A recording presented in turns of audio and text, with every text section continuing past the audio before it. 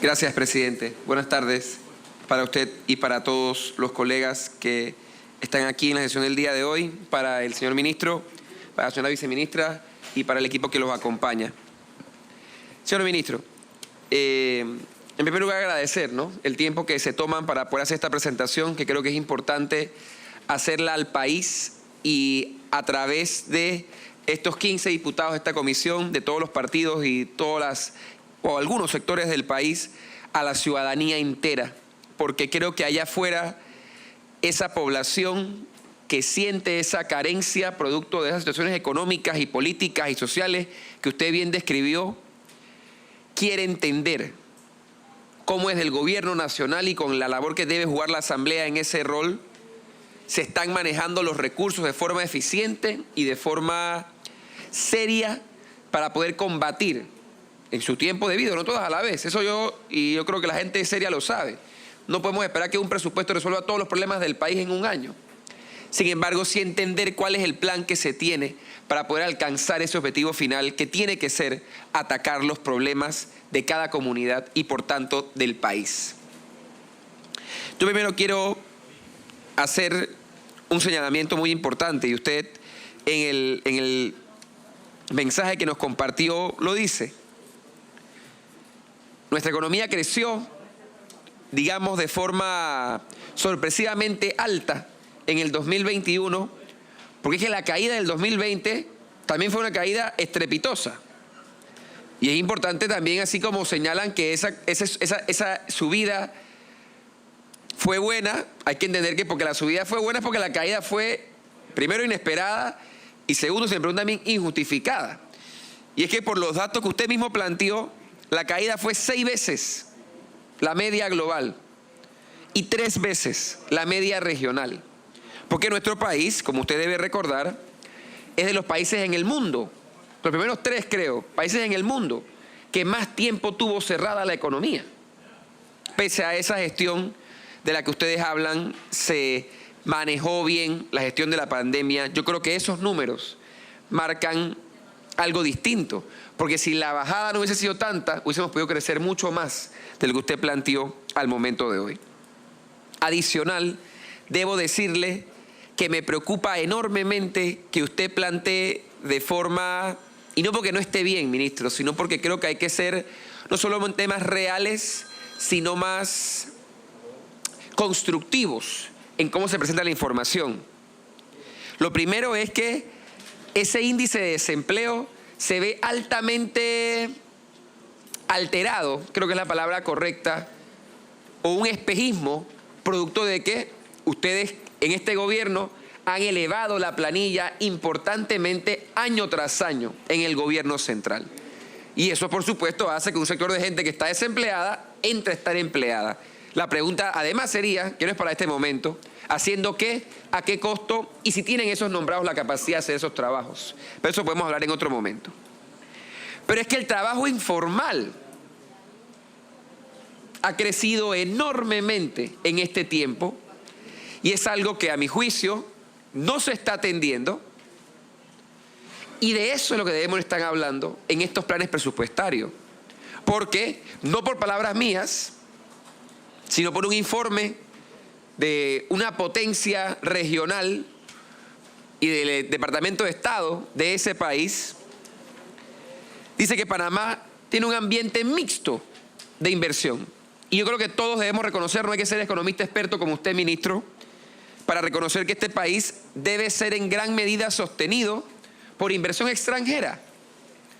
Y este país, que es importante en esos procesos, nos marque con un clima mixto por alto índice de corrupción, falta de pago a tiempo por parte del gobierno, poca educación del recurso humano y una débil justicia. Y por ahí quiero comenzar, señor ministro. Voy a repetírselo, señor ministro. Usted seguramente lo vio. Alta corrupción, falta de pago a tiempo por parte del gobierno, poca educación del recurso humano nacional y una débil justicia e institucionalidad. ¿Cómo este presupuesto va a atacar estas áreas? No solo porque ellas en sí mismas dan con el crecimiento del país. Los países menos corruptos son los países más prósperos. Y eso no hay que tampoco ser economista ni genio para entenderlo. Pero además de que podamos prosperar por cuenta propia, ¿cómo vamos a generar ese clima de inversión extranjera que otros países nos apuntan, que no estamos apuntando? ¿Y por qué le hago la pregunta a usted?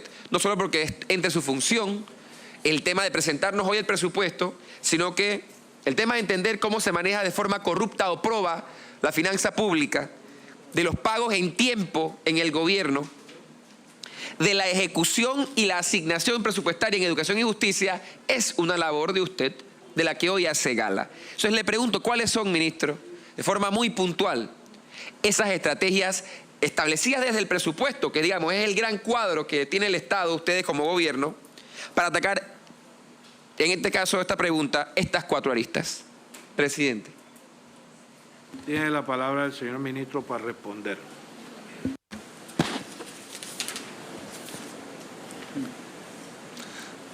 Bien. Bueno, empecemos por el tema de educación y justicia. Okay. Así que una cosa es la parte del enfoque presupuestario, ¿no? Y otra cosa es entonces cómo evaluamos nosotros entonces la calidad de la educación a todos los niveles y lo del sistema de justicia. Yo me voy a referir a la parte presupuestaria, en este caso en particular. Con respecto al tema de educación, ¿no? Ya hay un compromiso, ¿no?, por parte del gobierno de que al sector educativo se le provee de aquí al año 2024, ¿no?, el 6% del Producto Interno Bruto, ¿no?, para el presupuesto de todo el sector. Así que nosotros esperamos que con ese salto también pueda contribuir a que el sector educativo, ¿okay?, pueda en ese sentido mejorar, ¿no?, todo lo que se requiere, en este caso, ¿no?, toda la parte de la infraestructura física, humana, ¿no?, todo el caso, como el caso de Senacid, todo el tema que tiene que ver con, ¿no?, investigación, desarrollo, el tema de lo que sería la innovación, por ejemplo. Así que yo creo que está el compromiso de cómo nosotros entonces vamos a estar estructurando el presupuesto aquí al 2024 para que eso sea posible. Creo que es importante que se sepa, ¿no?, de que nosotros, cuando empezó nuestro gobierno, teníamos un plan claro de fortalecer todo el sector educativo que fue afectado casualmente por la forma como nosotros tuvimos que manejar esos famosos 3.500 millones de dólares que tuvimos que extraer de casi todas las instituciones para nosotros cumplir con estos 2 grandes objetivos. Así que lo que sí es cierto es de que hay muchas cosas que no se pudieron hacer en muchos sectores, en muchas instituciones, por razón de cómo nosotros reestructuramos el presupuesto en función de los 2 grandes objetivos. Ya hablé de 3.500 millones de dólares, ¿no?, en 2021, ¿no?, que también pues tiene un arrastre en el 22. Con respecto al sistema de justicia, también ya hay el compromiso. O sea, a ver, desde el punto de vista presupuestario, ¿no?, se está cumpliendo con el tema porcentual que dice la parte legal, ¿no?, que es, creo que 2,5 veces, nosotros estamos más del doble de eso, pero yo creo que eso no es lo importante, lo digo con toda sinceridad. Lo interesante es que a partir ya del presupuesto del año 23 existe un compromiso con el sector justicia, con todo el sistema judicial. Ya nos tocó hablar con la presidenta de la Corte, con también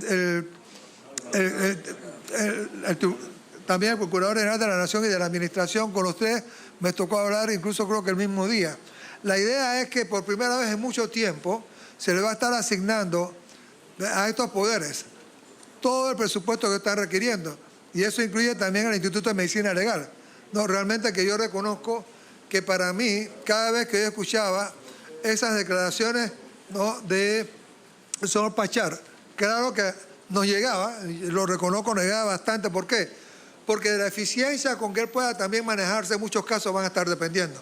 Entonces, lo que uno no quiere es que casos se van afectados o se caigan por razón de que no tuviera los presupuestos que requiere. Así que sí le puedo decir que en este caso sí le estamos proveyendo todos los recursos que soliciten, y lo mismo va a hacer también para el año 24.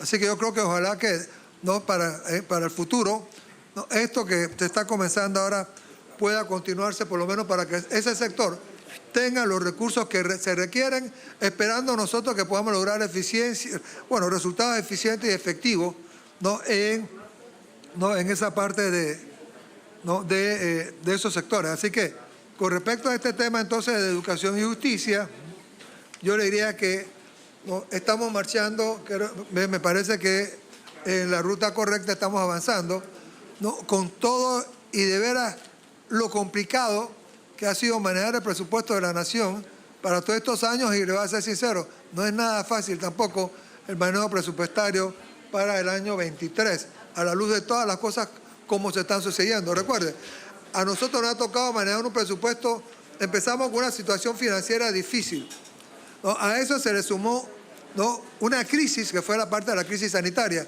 y con el tema de la guerra de Rusia y Ucrania se monta una crisis sobre otra crisis, sobre una situación difícil con que nosotros empezamos nuestro gobierno. Así que aquí ha habido una situación compleja, nada fácil para el manejo presupuestario. Yo reconozco que en toda mi carrera pública en que he estado relacionado al tema de las finanzas públicas, reconozco que estos años han sido de lo más complejo. Yo creo que ha sido realmente todo un reto. Mire, oiga, el tema de las cuentas por pagar. Sí, es un tema que, a ver, cuando empezó nuestro gobierno, ¿qué fue lo primero que hicimos? Lo primero que hicimos fue hacer una especie de inventario de toda la deuda que se tenía realmente del ejercicio presupuestario. En discusión, el acta de sesión ordinaria el día martes 16 de agosto del año 2022. De que realmente los ciclos de pago que se puedan hacer esas cuentas fueran lo que realmente deberían ser. El Pleno Quizás no más el 90 acta días, de la sesión ordinaria del día martes así que 16 sí, de agosto reconozco del que año tenemos 2022. algunos atrasos, y es cierto. Así que lo que nosotros estamos tratando de hacer, no tratando solamente de hacerlo, estamos haciendo. Punto número 2, lectura Es de viendo correspondencia. cómo ¿Tenemos estas correspondencia? cuentas que todavía muestran un dele atraso con lectura a la respecto a su pago, correspondencia. nosotros entonces Honorable diputado le Cristiano hacemos Adames frente. Navarro, Y presidente en ese de la sentido, pues Asamblea tenemos un paquete Nacional. aquí, casualmente, de la Señor Comisión de presidente, Presupuesto, a través de la que son presente, cuentas damos respuesta a realmente su nota del no 4 de tenían la agosto de partida presupuestaria 2022, suficiente, mediante la hemos habilitado con un crédito extraordinario, entonces, para realmente hacerle frente. Y muchas de ellas tienen que, por ejemplo, con el sector construcción, realmente, que no hay razón para que nosotros no le estemos pagando al día a lo que son los contratistas. Así que sí hay cuentas atrasadas, lo tengo que reconocer. Cuando llegan a nuestra atención, lo que nosotros hemos estado haciendo entonces es ordenando esas cuentas para entonces hacerle frente. ¿Cuál es la idea? La idea nuestra sí es hacerle frente a todas las cuentas por pagar que se estén generando, que se hayan generado en nuestro ejercicio de gobierno. Y no solo eso, también algunas que a veces pueden salir todavía del ejercicio pasado. Así que yo diría que con respecto al tema de la cuenta por pagar, lo que era el objetivo que yo quería desde un principio, yo reconozco que no lo hemos logrado, que todos los compromisos que nosotros surjan de acciones de las diferentes instituciones realmente pudiéramos pagarlo en un ciclo de no más de 90 días para hacerle frente, básicamente. Así que es una meta que ojalá que la podamos lograr, que es ordenar todo el tema de la cuenta por pagar. Así que yo reconozco que en este momento no la tenemos como nosotros la quisiéramos tener, pero le puedo decir con sinceridad que la idea es que estamos marchando en esa parte en esa dirección, básicamente. Así que eso es con respecto entonces al tema de las cuentas por pagar. Con el tema de la institucionalidad, oiga, es una pregunta realmente también muy buena. Mire, en la base que se requiere para que un país progrese y se desarrolle como debe ser, la institucionalidad tiene que funcionar. y tengo que reconocer, todos los poderes de Estado tienen que funcionar en la mejor forma posible. No, eso es cierto. ¿No? La parte de institucionalidad está en la base de lo que un país requiere realmente para poder avanzar como el país se merece. Si esa institucionalidad es fuerte, el país puede avanzar muchísimo mejor. Si la institucionalidad no es lo fuerte que debe ser, lo que va a pasar entonces es que podremos estar sacrificando logros que el país puede obtener, que no lo está obteniendo. Así que sí tendríamos, ¿no?, una situación que realmente no es del todo deseable. Así que es lo que yo voy a contestarla con respecto al tema de la institucionalidad. No, con respecto a nosotros, por ejemplo, lo que sí quisiéramos es, por ejemplo, en el caso de la parte de justicia, es lo que hicimos nosotros, que por primera vez en mucho tiempo le vamos a proveer a ese sector todos los recursos que han solicitado, todos, realmente. ¿Por qué? Porque esperamos que entonces, ¿no?, esa parte de la institucionalidad, ojalá, sí, pueda dar entonces los mejores resultados posibles y que no sea el tema del presupuesto que realmente se transforme en un freno a lo que el sector puede hacer. Y pongo un freno porque el mejor ejemplo es cuando yo veo las declaraciones del señor Pachar, realmente, ¿no?, y refiriéndose entonces a su tema presupuestario, cómo realmente lo transmite.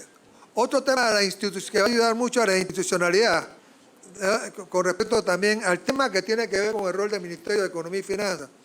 Uno es el tema de los presupuestos abiertos, ¿no?, que tenemos ahí un compromiso muy fuerte, que aquí está el director del presupuesto que pudiera hablar mucho más de eso.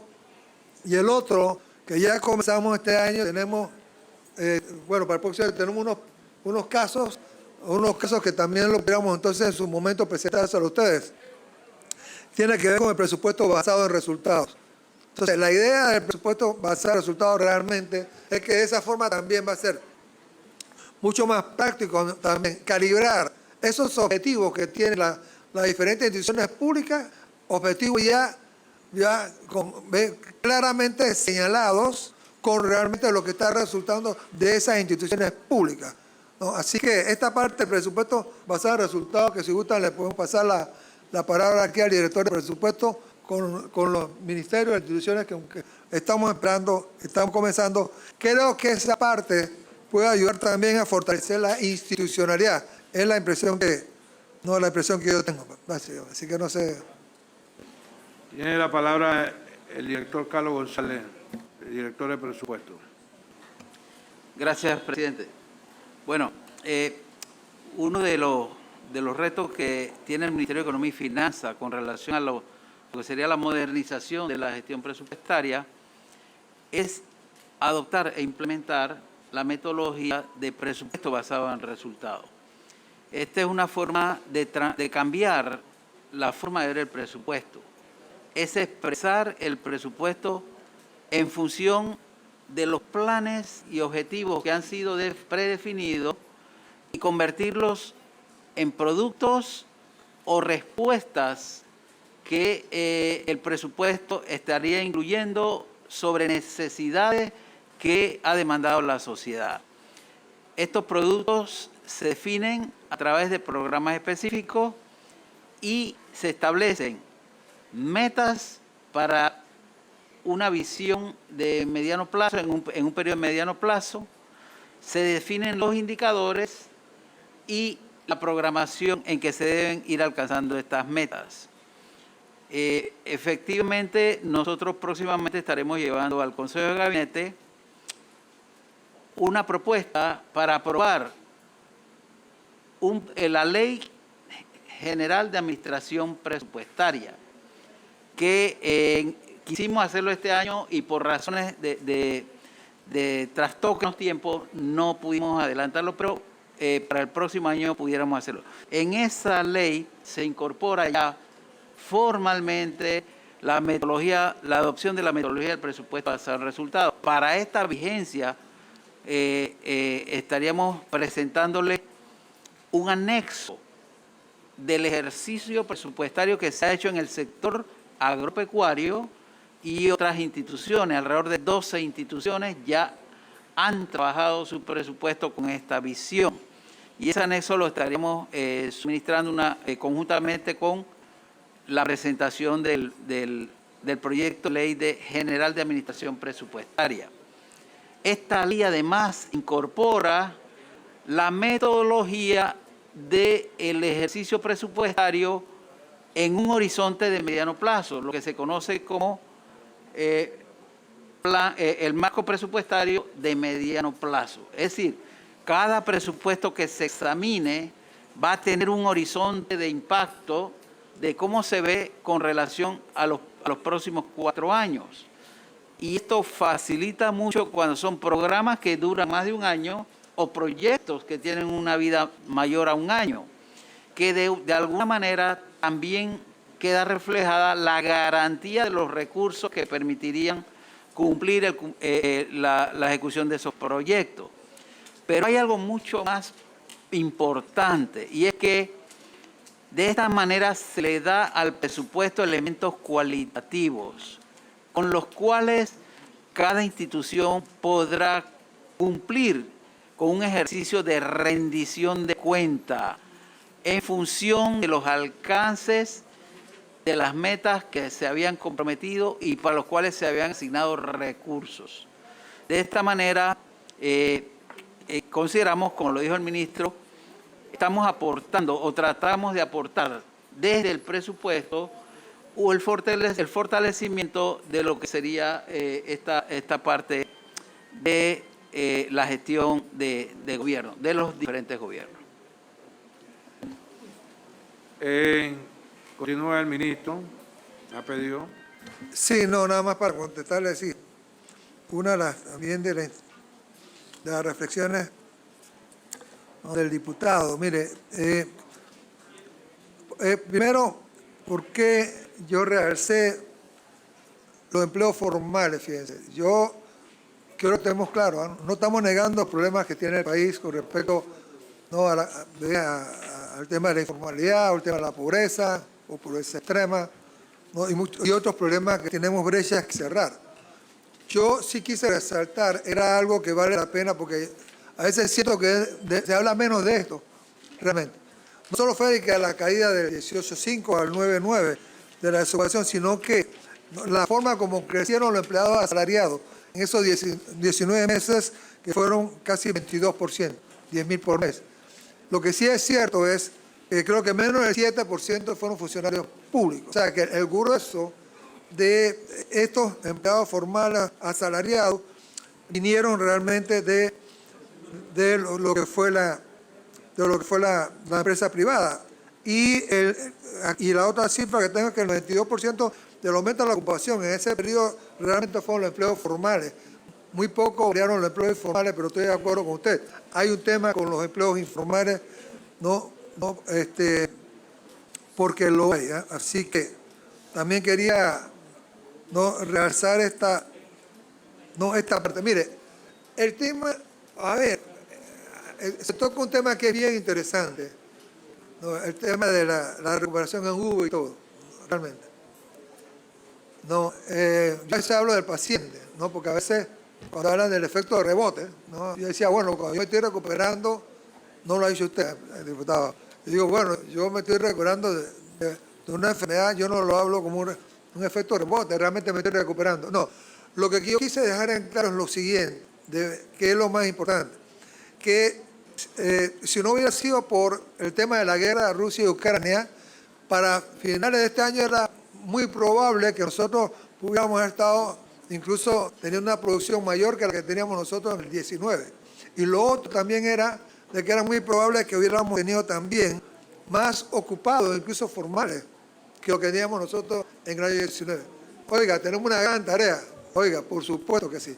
Incluso 9.9 es una tasa de desocupación alta. Tarea, yo sé que usted la maneja muy bien. Tenemos muchas tareas por delante. Lo que yo sí quería realzar era que también, por otro lado, hay datos interesantes que tienen que ver con el crecimiento de la economía, sea como sea, ¿no? Porque sí es cierto que se recuperó de una forma, sí, es verdad, caímos, y yo creo que tuvo mucho que ver, de veras, con el hecho de que somos una economía relativamente más abierta que el resto de los países también de la región. Y al ser relativamente más abierto, yo creo que eso también pudo haber influido en la forma que caímos. Lo importante es la forma como nos hemos estado entonces recuperando. Yo creo que esa es la parte interesante y que esperamos que para el final de este año, si no hubiera sido por la guerra, y cuidado que aún con la guerra, cuidado, que pudiéramos llegar nosotros a lo que es la producción del año 2019. ¿Qué es lo importante para nosotros? Lo importante para nosotros realmente no es la forma tan solamente como nos estamos recuperando, como estamos creciendo. El reto para nosotros, por supuesto, es la sostenibilidad del crecimiento en el futuro. Ese es el verdadero reto para Panamá, fuera de otros retos que sé que ustedes manejan en la mesa, que tienen que ver con el sector educativo, no todo el sistema, como usted lo está diciendo, los resultados que pudiéramos estar nosotros teniendo en ciertos sectores, como el sector quizás de justicia. Así que, pero sí, muchos retos, pero yo quería nada más realzar esa evolución que suena realmente interesante, como nosotros hemos estado realmente recuperando nosotros, ¿no? Y creo que ha ayudado mucho a la recuperación realmente que se ha tenido, realmente la política anticíclica que nosotros llevamos a cabo. Gracias, presidente. Gracias a usted. Solamente para decirle al colega diputado que le quedan 3 minutos. Le puedo dar otros 3 minutos más si tiene más preguntas. Tiene la palabra. Gracias, presidente. Sí, a mí lo que me preocupa, lo que dice el presidente de la comisión, de los 3 minutos que me quedan, es que los más de 20 que usó el ministro no mencionó una sola vez la palabra corrupción. Y eso que usted ha hecho es lo que retrata este gobierno. En 3 años y tanto de gobierno, ustedes han intentado poner en práctica varias medidas, algunas buenas que yo puedo reconocer, otras muy malas que yo creo que ustedes deben reconocer y no quieren hacer. Y lo más grave es que nunca se ha hablado de la corrupción. Ustedes pueden hacer, al punto de vista, lo que ustedes tengan a bien hacer. Si no atacan el problema sistémico de la corrupción, que tiene que verse desde toda la administración pública, no hay nada que se pueda hacer que vaya a funcionar. Y mi preocupación enorme es que se ve eso reflejado en los aumentos que hay en diferentes rubros de este presupuesto y que no tiene justificación. 5 millones en gratificación y aguinaldo, 15 millones en servicios personales, 3 millones en gastos fijos de representación, 20 millones en alquiler, 9 millones en textiles y vestuarios, que quisiera escuchar después a las instituciones explicar cuáles son esos aumentos, 1.7 millones en telefonía, 10 millones en bonificación por antigüedad y una serie de gastos que no se justifican no solamente con el momento que vive el país, sino con la forma que estamos estableciendo. Pero finalmente, y tengo que decirlo aquí, porque desde el 2019, ministro, lo estamos planteando, tenemos los viáticos al exterior casi que más caros de la región según la tabla. Costa Rica nos supera en educación prácticamente 12 posiciones. Y Costa Rica paga una tasa de viáticos mucho mejor que la que pagamos nosotros. Y usted no solamente fue lo primero que devolvieron luego de los cambios hechos en el presupuesto de pandemia, sino que adicional insisten en mantener un presupuesto para viáticos y la tabla de presupuestos de viáticos de $600 diarios a Europa, Asia, África y Oceanía, 500 balboas diarios a Estados Unidos, Canadá, Argentina, Brasil y Chile, y 500 balboas diarios a México, Centroamérica, el Caribe y el resto de América Latina, cuando no se compadece ni con la realidad regional, ni con los gastos reales que deben ejecutarse.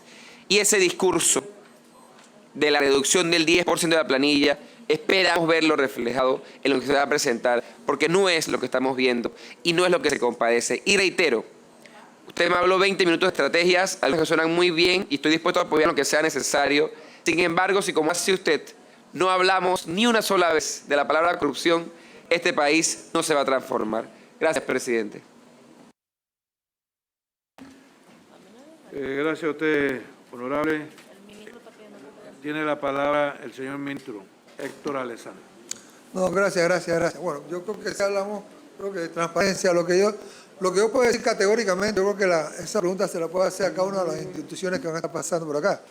Yo le puedo decir categóricamente que yo siempre que estaba al frente de una institución, nadie, ningún funcionario puede decir que yo le he llamado para hacer algo indebido. Así que yo le puedo decir con respecto a mi institución cómo había funcionado, no solo ahora, toda mi vida, básicamente. Así que sí, para mí es muy importante, claro, tomar eso muy en serio.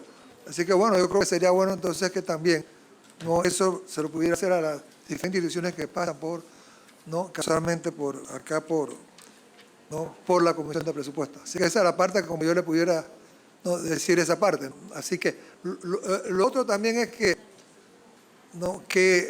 aquí hay una cifra que voy a pedir que lo presente el director de Presupuesto de la Nación, que tiene que ver con todos los ahorros que se han dado.